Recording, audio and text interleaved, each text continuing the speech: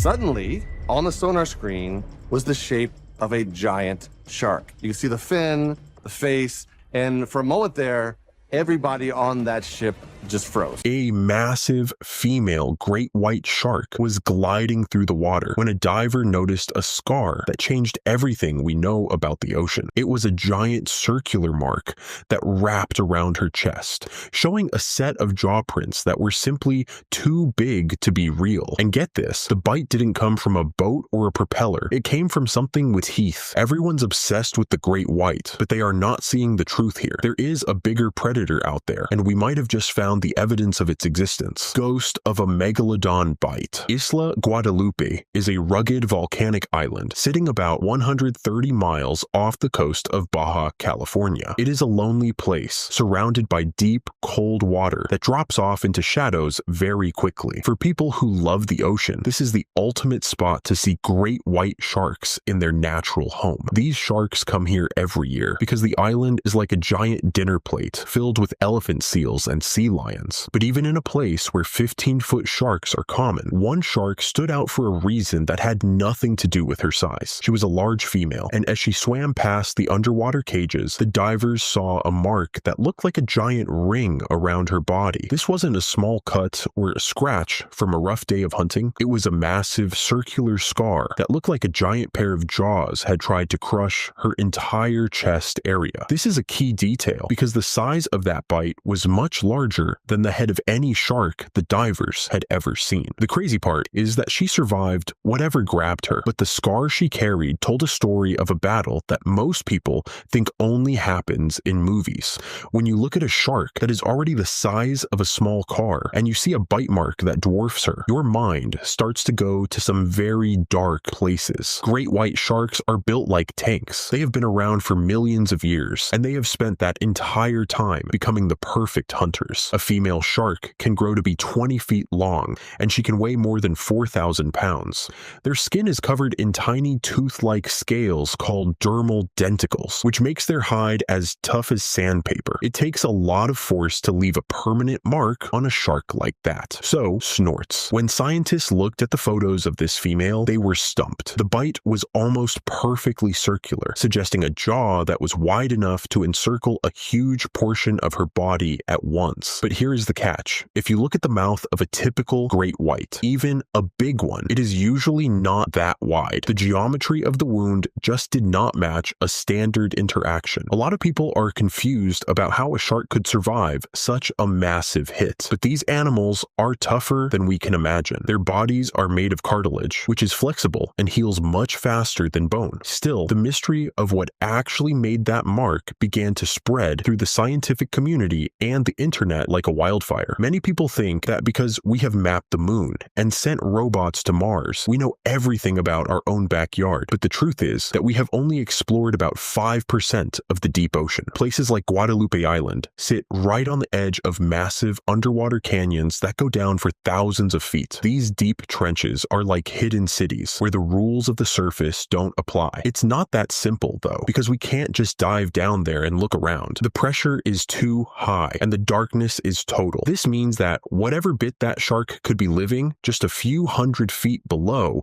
where the sunlight stops reaching. What most people do not realize is that the ocean is a layered world, and sometimes the things from the bottom come up to the top to remind us who really runs the planet. The scar on that great white was not just a wound. It was a message from the deep, and it was telling us that we are not as well informed as we think we are. Everyone is looking at the shark, but we need to start looking at what is hiding in the dark water beneath her. But here's the deal. To understand what could do this, we have to look at how sharks actually treat each other in the wild. Brutal ocean hierarchies. Great white sharks are not the social butterflies of the sea. They are mostly lonely hunters, but when they gather at places like Guadalupe, they have to follow a very strict set of rules. Think of it like a very dangerous social club where the biggest person always gets the best seat. In the world of sharks, size is everything. If a smaller shark gets too close to a bigger shark's meal, the bigger one will give a warning. Usually, this is just a bump or a quick nip to say move out of the way, but sometimes these warnings turn into full-blown fights. This is a key detail because the bite mark on the female shark was far beyond a simple warning. It was an act of extreme aggression. When two sharks fight, they usually aim for the head or the gills because those are the most sensitive spots. However, this mark was around the center of her body. It looked like something had tried to latch on and hold her still. Hands down, this is one of the most overlooked aspects of shark behavior. We often think of them as mindless eating machines, but they have complex lives filled with territory disputes and power struggles. The crazy part is that cannibalism is actually a very real thing in the shark world. Bigger sharks will eat smaller sharks if they get the chance. It's a great way to get a lot of energy without having to chase a fast seal. But the shark in the photos was not small. She was a 15-foot adult. For another shark to try and eat her, that attacker would have to be absolutely massive. We are talking about a shark that would have to be 25 or even 30 feet long. Now, officially, the largest great white ever recorded was a female named Deep Music Blue, who was about 20 feet long. If there is a 30-foot shark out there, it would be a record breaker that would change every science book ever written. So here's the deal. Is it possible that there are secret giants living in the deep that never come to the surface? Some scientists think so. They believe that as sharks get older and bigger, they might stop hunting seals near the shore and move into deeper water to hunt other large animals. This would explain why we rarely see them. They are living in a part of the ocean that we simply cannot reach. What most people do not realize is that mating can also be a very violent process for sharks. Male great whites do not have hands, so they use their teeth to hold on to the females during the process. This often leaves the females with scars around their necks and fins. These are known as mating scars, but when experts looked at the circular bite on the Guadalupe female, they ruled out mating almost immediately. Mating scars are usually shallow and messy. This mark was deep, perfectly shaped, and in the wrong place. It looked like snorts a predatory strike, not a romantic one. And get this, the spacing of the tooth mark suggested a jaw that was much wider than any male shark in the area. This leads us back to the same terrifying question. What else is down there? If it wasn't a fight for territory, and it wasn't a mating scar, then it was an attempt to turn a 15-foot lethal machine into a meal. That is a level of power that we are not used to seeing in the modern world. It's not that simple though, because there are other animals in the ocean that are famous for taking down sharks. Marine survival stories. When we think of the ultimate predator, we usually think of the great white, but there is another animal that might actually hold the crown. The orca is the only animal known to regularly hunt and prey upon great white sharks. This is a key detail because orcas are incredibly smart. They hunt in packs and use teamwork to take down animals much larger than themselves. In South Africa, the scientists watched as a pair of orcas named Port and Starboard began systematically removing the livers from great white sharks. The sharks were so scared that they completely abandoned their hunting grounds for months. But here's the catch. When an orca bites a shark, it doesn't leave a circular ring of shark-like teeth. Orcas have large conical teeth that leave very different marks. Also, orcas usually rip the shark open to get to the liver, which is full of oil and energy. The mark on the Guadalupe shark was a clean circular bite from a mouth with thin, sharp teeth, not the heavy teeth of a whale. So we can pretty much cross orcas off the list of suspects for this specific mystery. The crazy part is how fast these sharks can heal from such terrible injuries. Sharks have a unique immune system that is being studied by doctors to help humans. They almost never get infections, and their skin can close up a wound in a matter of weeks. One famous shark was found with a huge chunk of its back missing after a boat propeller hit it. A year later, the shark was seen again, and the wound was almost completely gone. This resilience is why the female at Guadalupe was still swimming around like nothing happened. What most people do not realize is that a scar like that represents a massive amount of trauma that would have ended the life of almost any other animal. The fact that she survived tells us that the initial attack was likely a hit and run. Whatever bit her probably realized she was too big to swallow in one go,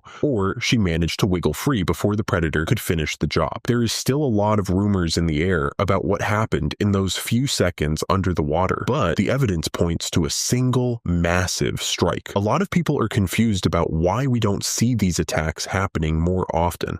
See, the ocean is a very big place, space, and most of it is empty. Predatory encounters are usually very quick. A great white can swim at speeds of over 35 miles per hour when it is attacking. If two giants meet in the dark, the fight is over before anyone even knows it started. The only reason we know about this one is because the shark happened to swim past a camera at the right time. It makes you wonder how many other sharks are swimming around with even bigger marks on their bodies. One of the most overlooked aspects of marine biology is that we only see the survivors. We don't see the sharks that didn't get away. If a 15-foot shark can get bitten like this, imagine what happens to the smaller ones. They probably disappear into the dark and are never seen again. This realization shifts the way we look at the ocean from a place of beauty to a place of constant hidden danger. But as we look closer at the shape of the bite, the theories start to get even wilder and more prehistoric. Unexplained ocean sightings. If you ask a group of shark fans what could leave a meter-wide bite mark, many of them will say the same name, megalodon. This was a shark that lived millions of years ago and grew to be over 50 feet long. Its teeth were the size of human hands, and its jaw was large enough to swallow a whole car. Officially, science says that the megalodon went extinct about 3.5 million years ago when the oceans got colder and their food supply moved away. But get this, there is a huge community of people who believe that a small number of these giants might still be alive in the deepest parts of the sea. They point to the fact that we have found fresh-looking megalodon teeth on the ocean floor, though scientists say those teeth are just well preserved by the cold. The bite mark on the great white shark at Guadalupe Island is exactly the kind of evidence these people have been waiting for. They argue that a circular bite of that size is a perfect match for the jaw structure of a young or small megalodon. There are still many rumors on the air about a famous incident that happened off the coast of Australia. In 2014, scientists had tagged a 9-foot great white shark to study its movements. Suddenly, the tag showed the shark diving down to a depth of nearly 2,000 feet. Then the temperature on the tag spiked from 46 degrees to nearly 80 degrees. This meant that the shark had been eaten by something with a warm stomach. The crazy part is that a great white's internal temperature isn't that high. The only things in the ocean that warm are mammals like whales or a much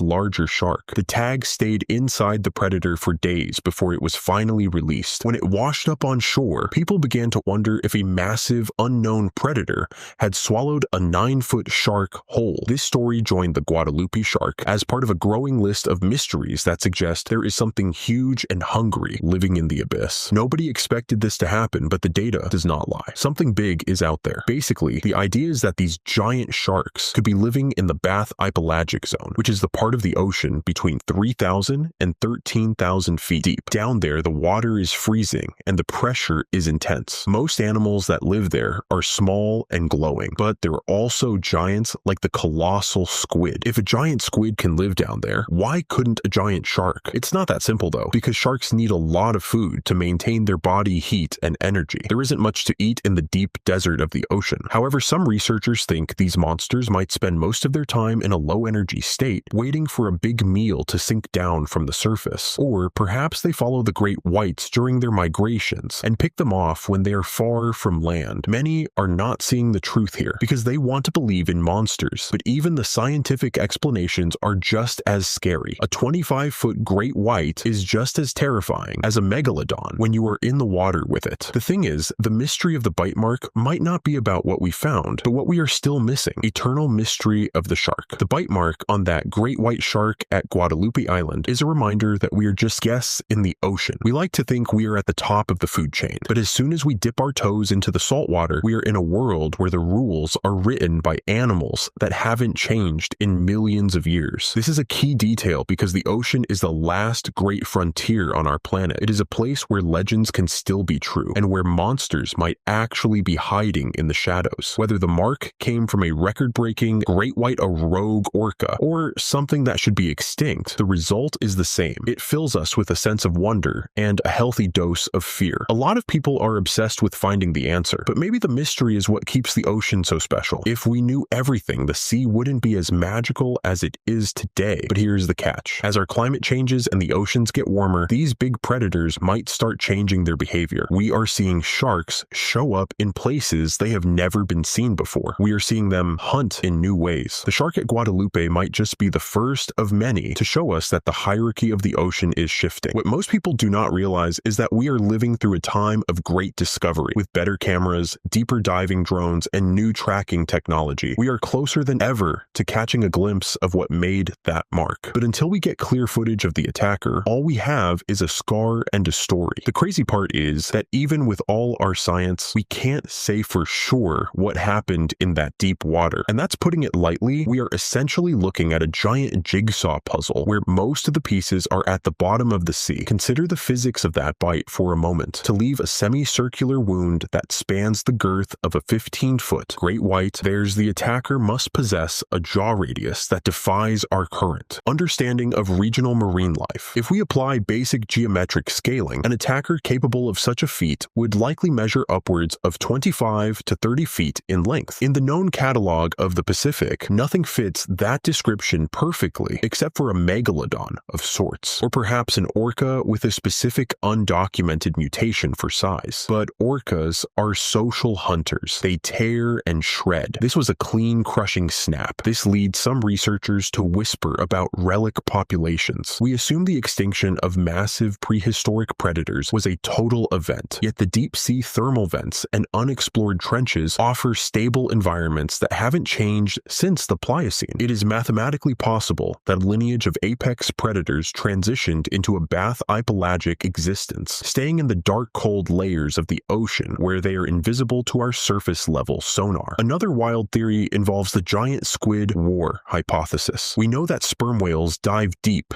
to battle colossal squid, but we rarely consider how sharks fit into that vertical ecosystem. It's possible that as surface waters warm, great whites are diving deeper into the twilight zone to find cooler, oxygen-rich water. Down there, they might be encountering things that usually never see the sun. Imagine a cephalopod with a beak the size of a tractor tire. A defensive strike from a giant or colossal squid could easily leave a mark that looks like a bite to the untrained eye, especially if the suction cups, which are lined with serrated teeth, clamp down on the shark's flank. This isn't just about fish eating fish anymore. We are talking about a clash between two entirely different branches of evolution that have been separated by thousands of feet of water for eons. Then there's the theory of abyssal gigantism, affecting known species in ways we haven't documented. We already see this in isopods and squids. The deeper they live, the bigger they get. What if there is a subspecies of the Greenland shark or the Pacific sleeper shark that has reached unprecedented sizes in the deep trenches off the coast of Mexico? These sharks are slow-moving scavengers by reputation, but they are also opportunistic. If a great white wandered into the territory of a 30-foot sleeper shark, the result would be a one-sided struggle, and the sleeper shark wouldn't need to be fast. It would just need to be patient. It would wait for the great white to slow down in the cold, low oxygen water, and then strike with a vacuum-like suction and a crushing bite. We also have to consider the biological glitch theory. Every few generations, nature produces an outlier. Just as humans sometimes produce individuals who are 7.5 feet tall, the ocean could be home to super sharks that are simply genetic anomalies. This wouldn't be a new species, but a single individual that never stopped growing, perhaps due to a hormonal imbalance or a specific diet rich in high-calorie prey like elephant seals. This alpha would be a ghost moving through the water with the same stealth as its smaller kin, but with a level of power that makes a standard great white look like a bait fish. So here's the deal. Next time you look at a photo of a great white shark, don't just look at its teeth. Look at its skin. Look for the stories written in the scars. Those marks tell us about the battles fought in the dark and the giants that still roam the earth. Everyone's obsessed with the sharks we can see, but the real mystery is the one we can't. We are still learning, still wondering, and still waiting for the day when the deep sea finally gives up its biggest secret. Until then, we will keep watching the water, knowing that something out there is watching back. It makes you wonder if we are really the ones doing the studying, or if the ocean is just letting us see what it wants us to see. The data suggests that we have only mapped about 5% of the ocean floor with any real detail, when that leaves 95% of the world as a potential hiding spot for things that shouldn't exist. There are still many rumors on the air, but the one thing we can confirm is that the ocean still has the power to shock us. Whether it's a living fossil or a new nightmare evolved for a changing world, the message is clear. The deep doesn't answer to us. Do you believe that a prehistoric giant like the megalodon is still hiding in the deep ocean canyons? Or is there a simpler explanation? Leave a comment below and make sure to like and subscribe subscribe for more mysteries.